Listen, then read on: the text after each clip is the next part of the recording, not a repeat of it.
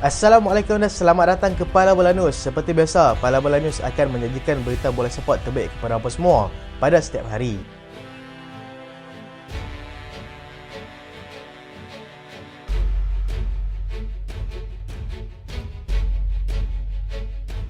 Kita mulakan dengan keputusan perlawanan yang berlangsung pada malam tadi. Liga Perdana Inggeris, Burnley tewas 0-2 kepada pasukan Bournemouth. Manchester City bangkit untuk tewaskan pasukan Manchester United 3-1 di Etihad.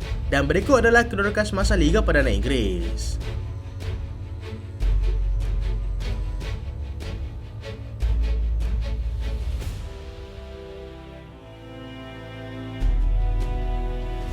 Di La Liga Spanyol, Villarreal menang besar 5-1 ke atas pasukan Granada. Atletico Madrid menang 2-1 ke atas pasukan Betis. Mallorca menang tipis 1-0 ke atas pasukan Girona.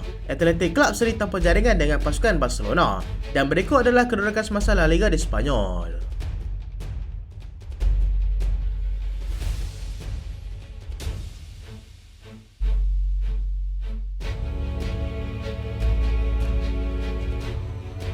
Serie A Itali, Hellas Verona menang tipis 1-0 ke atas pasukan Sassuolo. Empoli tewas 1-0 kepada pasukan Cagliari. Frosinone seri 1-1 dengan pasukan Lecce. Atalanta tewas 1-2 kepada pasukan Bologna. Napoli menang 2-1 ke atas pasukan Juventus. Dan berikut adalah kedudukan semasa Serie A Itali.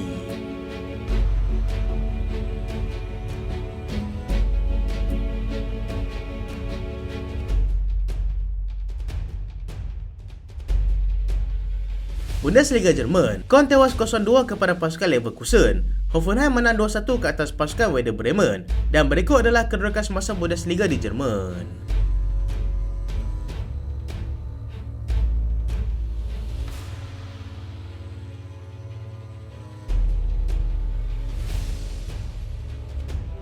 Harapan penyokong Liverpool dan juga Arsenal berkecai. Harapan yang diberikan oleh ramai peminat Liverpool dan juga Arsenal kepada pasukan Manchester United supaya dapat menewaskan pasukan Manchester City malam tadi nyata sekarang angan-angan kosong apabila pasukan tersebut tewas 3-1 di Etihad pada malam tadi. Permulaan yang cukup baik ditujukan oleh pemain-pemain Manchester United apabila mereka berjaya untuk berada di depan seawal minit ke-8 melalui sepakan padu Marcus Rashford. Tersentak dengan jaringan tersebut, Man City terus melipat gandakan asakan terhadap kubu pasukan jiran mereka itu yang kekal kental bertahan sehingga tamat separuh masa pertama. Separuh masa kedua memperlihatkan pendekatan yang sedikit berbeza oleh pasukan yang digelar The Citizen dan hasilnya gol pertama yang berjaya dilakukan oleh Phil Foden melalui rebatan yang cukup padu untuk menewaskan Andre Onana pada minit ke-56.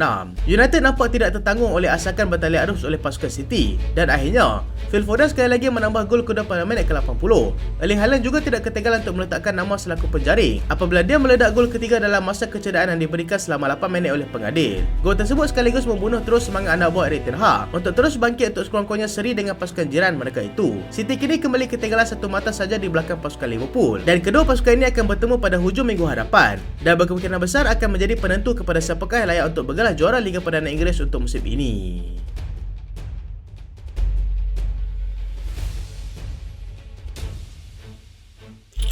Barcelona gagal ambil kesempatan.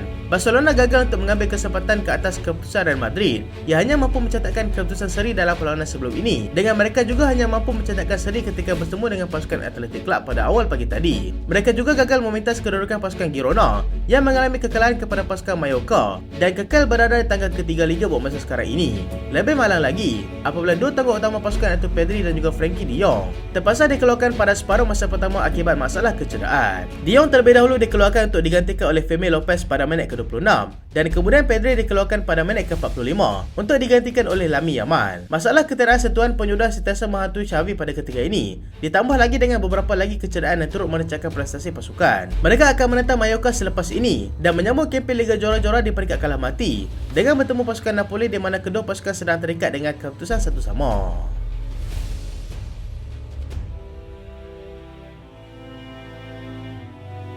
Juventus gagal rapatkan juara dengan pasukan Inter. Juventus yang turun ke gelangan Napoli pada awal pagi tadi tidak serba tidak menjadi apabila tewas 2-1 kepada lawan tersebut. Sebaliknya, Napoli yang berjaya menggunakan sebaik mungkin kelebihan yang mereka ada untuk bermain di gelangan sendiri dengan berjaya menguasai lebih daripada 70% permainan secara keseluruhan. Gol pertama tuan rumah hadir pada minit ke-42 hasil jaringan Vicha Kvaratskhelia.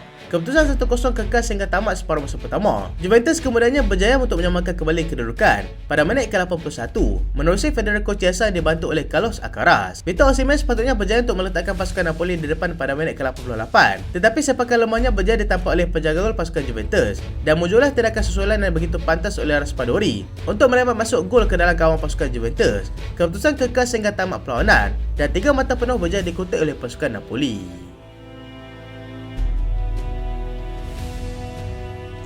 Bayer Leverkusen terus lebarkan kedudukan. Bayer Leverkusen terus melebarkan kedudukan selaku pendahulu Bundesliga selepas mereka berjaya untuk menewaskan pasukan Köln 2-0 pada malam tadi. Leverkusen yang turun beraksi di gelanggang lawan itu dilihat tidak berdepan dengan masalah untuk menguasai sebahagian besar permainan sejak daripada awal bisa ditiupkan. Lebih malang lagi, apabila pemain pasukan Köln iaitu Jan Tillman terpaksa meninggalkan padang pada minit ke-14 akibat layangan kad merah. Leverkusen menggunakan peluang tersebut dengan menguasai hampir segenap penjuru padang. Dengan Jeremy Frimpong berjaya memecahkan kebuntuan pada minit ke-38. Grimaldo kemudiannya menambah gol kedua pada minit ke-73 hasil bantuan daripada Amin Adli, dan itu sudah cukup untuk menutup peluang pasukan Köln yang sekurang-kurangnya menjadikan 1 gol. Leverkusen kini mengumpul dalam 24 mata, 10 mata mengatasi pasukan Bayern Munich dan masih mengekalkan rekod tanpa kalah ini walaupun perlawanan sudah masuk ke minggu ke-24 di Bundesliga.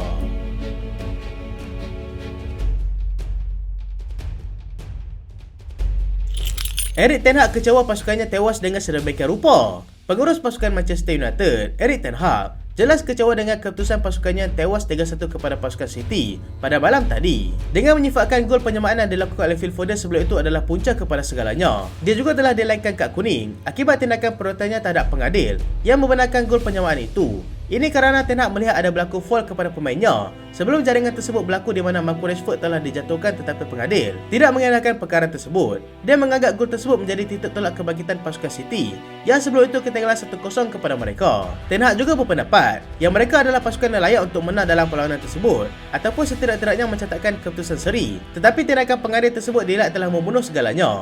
Dia juga melihat insiden pelanggaran di antara penjaga gol City iaitu Ederson dan juga Garnacho juga sebagai satu tindakan yang sepatutnya diberikan sepakan penalti, tetapi mereka juga dinafikan oleh pengadil tersebut. Ini hanya Ten Hag yang cakap, bukan saya yang cakap.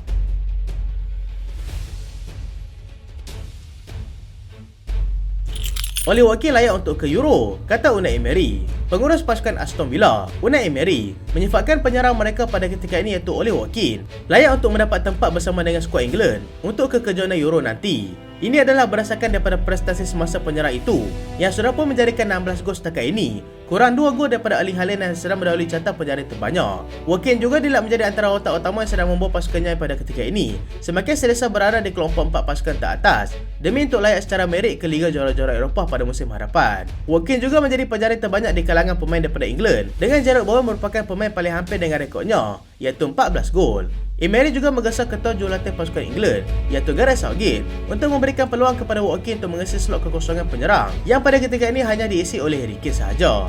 Daripada segi taktikal pula, ianya tidak menjadi masalah kerana mereka sentiasa bersedia untuk menerima segala arahan yang diberikan oleh jurulatih yang mengandalkan mereka.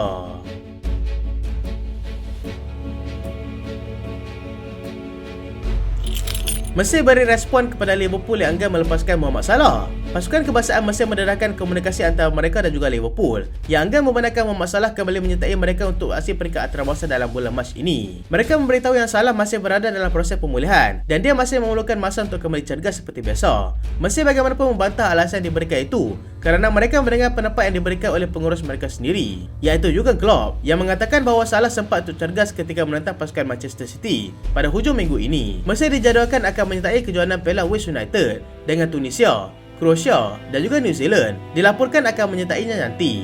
Mereka juga berpendapat yang mereka berhak memanggil mana-mana pemain yang berkelayakan untuk menyertai pasukan kebangsaan mereka kerana itu adalah perkara yang sangat penting. Kedua pasukan masih lagi meneruskan perbincangan dan tiada keputusan muktamad telah pun dilakukan setakat ini.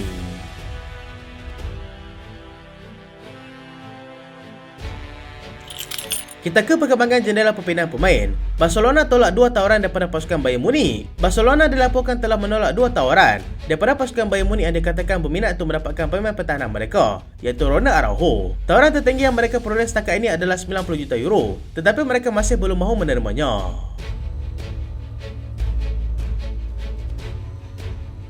Bayern Munich mahu dapatkan Eric Dier secara tetap. Bayern Munich mengumumkan yang mereka kini sudah mendapatkan bekas pemain pasukan Spurs, Eric Dier secara tetap bersama dengan mereka. Dia datang ke Munich secara pinjaman sebelum ini pada bulan Januari yang lalu. Kini lega kerana dia tidak lagi perlu kembali kepada pasukan lamanya itu. Dia sudah pun melakukan 7 penampilan setakat ini bersama dengan skuad kendalan Thomas Tuchel.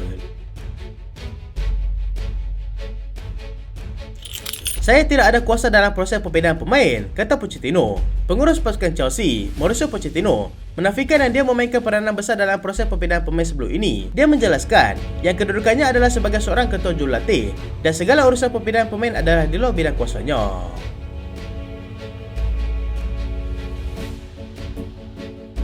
Itulah berita pada kali ini dan terima kasih sebab tonton sampai habis.